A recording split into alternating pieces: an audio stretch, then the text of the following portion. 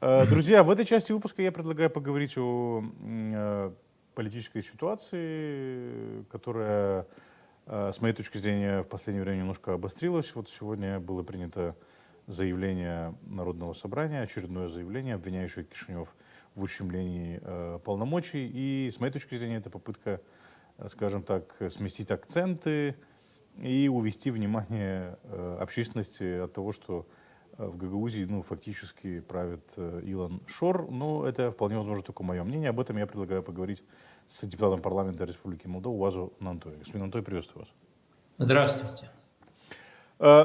Я не могу не начать с такого вопроса. Вот сегодня была принята резолюция, на прошлой неделе была, даже не резолюция, а заявление, да, Народного собрания. На прошлой неделе была попытка его принять. Вроде как бы это все было обставлено якобы настоянием партии социалистов, где они просят Константина уйти в отставку, но в конечном итоге принимают заявление, за которое социалисты не голосуют, но которое обвиняет практически за все, что происходит в Гагаузии, обвиняют Кишинев. И звучат такие заявления о том, что Гагаузию пытаются отобрать у нее компетенции, якобы есть какая-то, скажем так, цель, повестка. Есть ли повестка у партии ПАС отнять компетенцию у Гагаузии и ликвидировать гагаузскую автономию? Господин Анатолий. Я еще раз хочу повторить для особо одаренных, Да. что никто не ставит собой целью уничтожить гагаузскую автономию. Да. Другое дело, что все трезвомыслящие люди и в Камрате, и в Кишиневе понимают, что то, что сейчас происходит в гагаузской автономии, называется банкротство. Потому что вы являетесь свидетелем, что самый неприятный вопрос, который я задавал нашим согражданам из гагаузской автономии, звучит следующим образом. Зачем создана гагаузская автономия? Я вот этого не понимаю.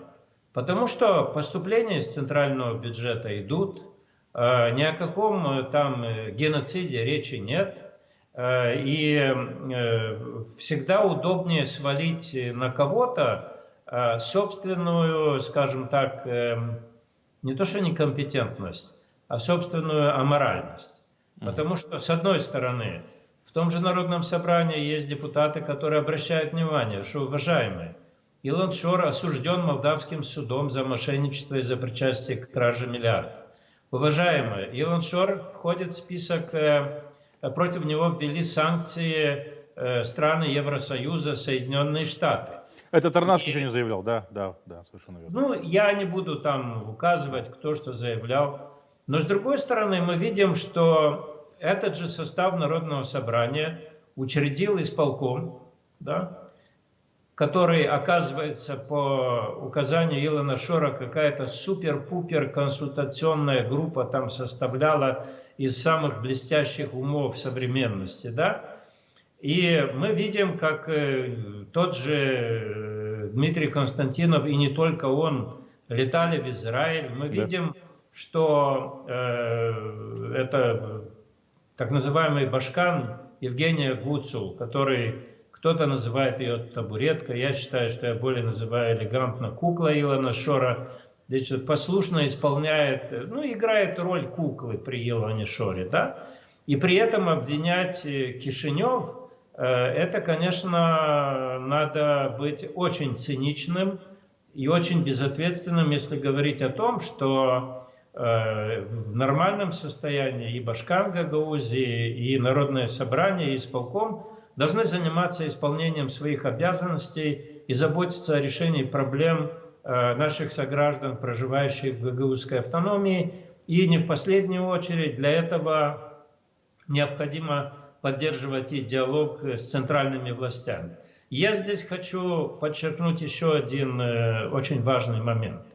Если бы мы, все, кто кричим, бегаем со своим мнением, обвиняем друг друга, хоть раз прочли бы Конституцию Республики Молдова, то, наверное, криков, беготни и обвинений было бы значительно меньше. Потому что если прочитать полномочия и обязанности президента страны, там не входит в ее полномочия приезжать в Народное собрание и слышать базарные вопли и обвинения во всем и вся. Президент имеет четкие свои полномочия: внешняя политика, оборона и так далее, и так далее. То, что президент страны общается с нашими согражданами и на севере, и в центре, и на юге, это, скажем так, элемент нормальности. Но общение не предусматривает базарные вопли в народном собрании, когда на президента страны обрушивается совершенно нелепыми обвинениями. Не лишне знать полномочия, например, Центрального банка. Совершенно шокирующая информация. Я рекомендую вам, Михаил, эти 2-3 строчки из полномочий Центрального банка. Зачем существует Центральный банк? Оказывается, Центральный банк, а не Майя Санду и даже не Уазу Нантой, отвечает за стабильность цен. То есть Майя Санду не может... И за стабильность курса валюты, да, я так правильно понимаю? Майя Санду не может поднять телефонную трубку и сказать: а ну-ка там на базаре в Камрате черешню не продавайте по 300 лей, а по 3 лея. Это дичь, понимаете? Это дичь. И поэтому то, что сейчас происходит, я повторяю, это моральное банкротство гагаузской автономии, и наши сограждане из гагаузской автономии сами должны подумать, как из этого выбираться.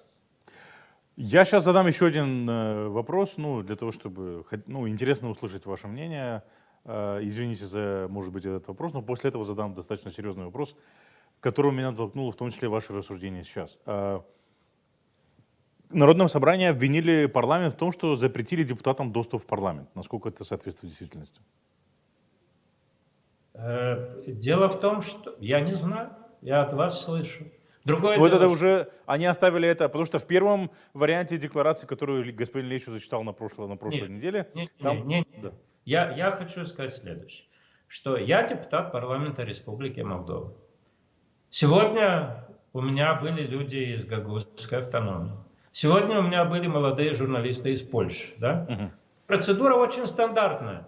Со мной договариваются о встрече, я звоню полицейским, их пропускают в здание. А если не о чем говорить с человеком, то я не звоню полицейским, его не пускают в здание. Это все очень просто. Если депутаты Народного собрания хотят прийти в парламент и сказать мне, что я это самая желтая зараза и ставлю все задачи продать Молдову, спровоцировать войну с Украиной, объединиться с Румынией, лечь под Соединенные Штаты, так это ко мне лучше не приходить. Идите на митинги и кричите там. Там ваше место.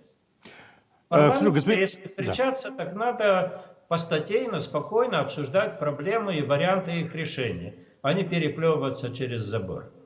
Хорошо, вот вы сказали, что Гагаузия находится в моральном банкротстве. Это мое личное мнение. Это ваше личное мнение. Мое личное мнение, как у человека, который наблюдает за ситуацией, заключается в том, что компетенции Гагаузии сегодня не принадлежат Гагаузии. Они просто отданы в концессию лидеру организованной преступной группы.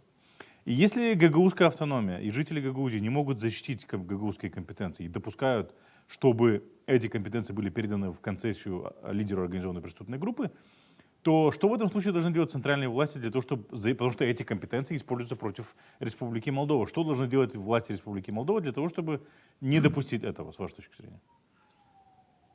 Если жители Гагаузии не могут защитить их сами? Нет, совершенно очевидно, что после того, как первоначальные планы Путина по отношению к Украине провалились, то, что мы называем блицкригом, да. Россия попыталась спровоцировать хаос в Республике Молдова, которая имеет 1222 километра общей границы с Украиной. Есть проблема Приднестровья, через территорию Молдовы проходят транзитные пути, и поэтому Россия попыталась спровоцировать хаос в Республике Молдова и дестабилизировать ситуацию. Не получилось так называемыми проплаченными акциями протеста. Потом пришли выборы в гагаузской автономии, и российский агент Илон Шор утер нос российскому агенту Игорю Додону и показал, что он купил автономию, он ее будет использовать для антиправительственной деятельности. То же самое мы наблюдали и на местных выборах. И сейчас есть несколько градаций проблемы. Первое.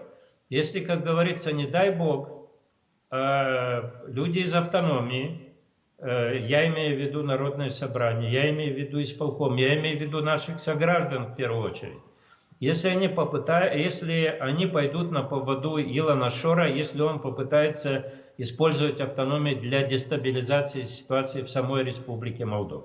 Это, как говорится, не дай бог. Поэтому здесь уже я никого не пугаю, но, кажется, некто Владимир Ильич Ленин сказал, что лишь та революция чего-то достойна, которая способна себя защитить. С государством это то же самое. Никакой антигосударственной деятельности быть не может. Ни на севере, ни в Кишиневе, ни на юге. Это будет жестко пресекаться. Другое дело, что вот эти Хорошо, а в чем должна выражаться эта антигосударственная деятельность? Ну, сейчас звучат заявления там и так далее. Что должно произойти? Ну, например, в русском языке есть такое выражение «весь пар ушел в гудок». Да? Вот создается впечатление, что весь пар с съездом депутатов всех уровней в Гагузской автономии потихоньку уходит в гудок. То есть, да. И мы помним, что, по-моему, это было 3 октября прошлого года или когда, тоже там сильно размахивались, вот мы проведем съезд, мы вам покажем, но как-то так рассосалось. Да? Поэтому есть Конституция Республики Молдова, есть суверенитет страны, есть исключительные полномочия центральной власти применительно к безопасности, национальной безопасности, внешней политике и так далее. И туда я очень уповаю на благоразумие и мудрость наших сограждан из Гагузской автономии, что они не позволят пересекать эти красные линии. Другое дело, что нужно подождать немного и применить закон к этим самым каким-то лихим популистским проектам, когда непонятно какие-то деньги якобы должны осчастливить кого-то, какой-то газ. Извините, уважаемые, Республика Молдова имеет международные обязательства, у нас четкое есть законодательство и государственные структуры, которые борются с отмыванием денег. И поэтому, если кто-то возомнил себя филантропом или спонсором, то нужно соблюдать законодательство Республики Молдова, а не нужно просто манипулировать и дезориентировать людей, которые действительно, многие из них измучены бедностью и так далее, и готовы поверить в какие-то сказки, но есть какие-то пределы, нужно применять закон. И я думаю, что в этой ситуации нужны те трезвые голоса, которые будут напоминать и Народному собранию, и Башкану, да и тем депутатам, которые поторопились избраться от непонятно каких политических проектов, что есть страна, есть законодательство, есть ответственность перед избирателями, давайте работать и меньше политической демагогии, от которой уже люди устали. Хорошо, вот возвращаясь опять, вот эти вот 6 декабря, которое весь пар ушел в свисток или в гудок. 9, да, извините, 9 декабря, на которое планировалось. То есть вот это вот мероприятие было бы тем самым актом против государства, с вашей точки зрения. Я правильно понимаю? Нет, я не тороплюсь с обвинениями, но, по крайней мере, такого рода, скажем так, подозрения, ожидания существовали. Да. Я не хочу сейчас перед камерой размахивать социологическим опросом 2016 года, который был реализован на юге Молдовы. Был и проект Республики Буджак, не надо забывать. Был и так называемый референдум. Да. А 5 июля 2017 года некто Владимир Кыса поехал в Тирасполь и подписал какое-то соглашение с Верховным Советом неконституционным. Поэтому давайте... Кыса и Тарновский, да. Ну, да. Давайте будем законопослушными гражданами и в рамках закона будем отстаивать свои права, если на них кто-то, не дай бог, покушается. Хорошо, а можем ли мы сказать, что вот это вот заявление, это отдать меньше взамен того, чтобы не дать то, что обещали, большое, скажем так? Спускание пара окончательно. Вот это заявление, которое прозвучало сегодня, в обвинении и так далее. Или это попытка искать признание Гагаузии, потому что, кстати, согласны ли вы с тем, что Гагаузия оказалась в изоляции, как очень многие заявляют? Нет, конечно. По той простой причине, что статус автономии не означает, что эта фотосессия Ирины Влах с иностранными дипломатами будет продолжаться вечно. Автономия создана для того, чтобы заниматься своими проблемами. И это вовсе не означает, что весь дипломатический корпус Республики Молдова должен записываться к Евгении Гусу на то, чтобы осчастливить ее своим присутствием. Нет, чтобы она осчастливила их своими там, рассказами про край мечты. Это вовсе не означает никакой изоляции. Просто это означает, что каждый должен заниматься своим. А то раньше я шутил, что у Ирины Влах было больше встреч с иностранными послами, где-то раза в 3-5, чем у Нику Попеску, министра иностранных дел Республики Молдова. Так что это все досужие, скажем так, байки, и которые либо идут от некомпетентности, либо от того, что популизм захлестывает. Хорошо. Опять же, возвращаясь к диалогу, очень часто вы повторяете и настаиваете на необходимости диалога, я с этим абсолютно согласен. В этих условиях возможен диалог и хотят ли в Гагаузии диалога, с вашей точки зрения? По вашим ощущениям. Знаете, русский язык великий и могуч, но нужно корректно употреблять термины. У меня всегда есть возможность, и я горжусь этим, говорить с рациональными, вменяемыми людьми из гагаузской автономии, которые далеко не всегда согласны с тем, что я говорю, но, по крайней мере, это разговор, основанный на аргументах, на жизненном опыте и на каком-то общем понимании проблем и вызовов, которые стоят перед Республикой Молдова. Но когда мы говорим о диалоге, мы идем по этому, есть Игорь Гросу, есть Дмитрий Константинов. Вот если они садятся, это диалог. А если они вместе не встречаются, это не диалог. Я с этим не согласен. Потому что когда я говорю о моральном банкротстве гагаузской автономии, я имею в виду, что те люди, которые сегодня занимают какие-то кресла, они утратили моральное право говорить от имени наших сограждан, которые живут в гагаузской автономии. Вот и все. Потому что в том же народном собрании, за ее пределами, кричат, что Евгения Гуцул должна отстраниться от Илона Шора. Хорошо, она сделает такое заявление, а я не поверю. И вы не поверите. Да? Ну, я вообще не вижу смысла делать такие заявления. Понятно же, что не отстранится. Кто она такая, чтобы отстраниться? Потому что он ее нанял, он ее купил. Ну как бы, да.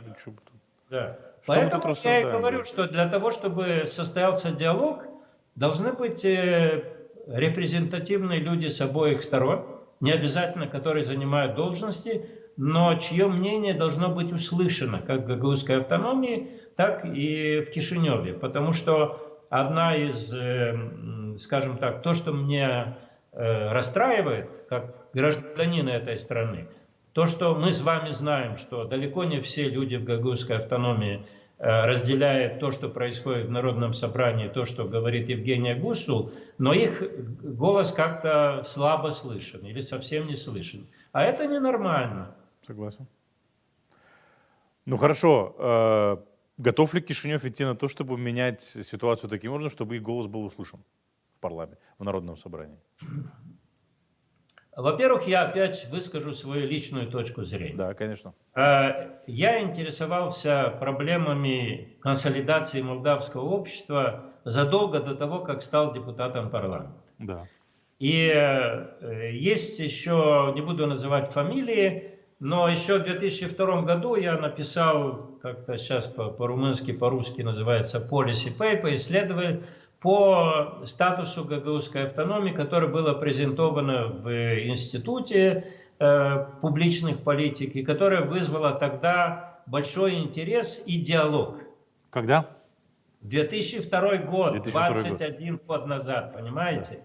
Поэтому понимание того, что не все благополучно во взаимоотношениях Камрата и Кишинева, не все благополучно на предмет интеграции наших сограждан из гагаузской автономии в молдавское общество, оно существует давно. Другое дело, что кишиневские политики приезжали в Камрат для того, чтобы постучать кулаками в грудь «Я люблю Путина, голосуйте за меня». Да? Так же было, да?